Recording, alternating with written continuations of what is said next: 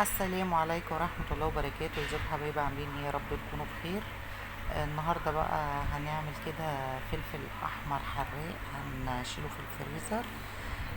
بيبقى سهل جدا بصراحة، للوصفات السهلة والسريعة، تخليلي بتنجان، تحشي سمك.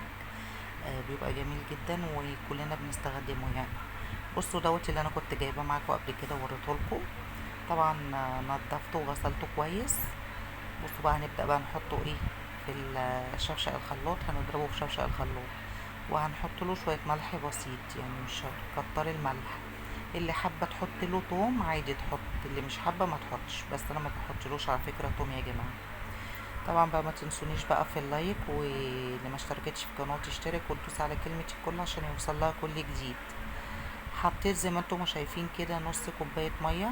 بصوا شوية ملح زي ما انتم شايفين كده. وهنشغل بقى ايه الخلاط، يعني شغلي واقفلي شغلي واقفلي عشان خاطر الفلفل اللي انا ما قطعتهوش، فتحسيني هو يعني تقيل. بصوا، لان انا شغلت وقفلت عشان خاطر ايه تلف معايا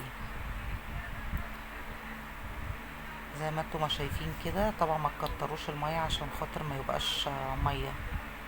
دوت كان معايا كيلو فلفل بس،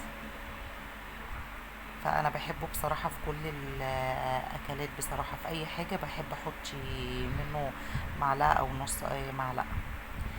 طبعا اللي بتحب بقى الحراق اكتر تزود عادي يا جماعه. اللي ما بتحبش الحراق تحطي منه نص معلقه او كده. طبعا زي ما انتم ما شايفين انا كده خلصته. هفضيه بقى في البطرمان بتاعي. بصوا شايفين تقيل ازاي، لان انا ما زودتش الميه، يعني ما زودتش ميه كتير.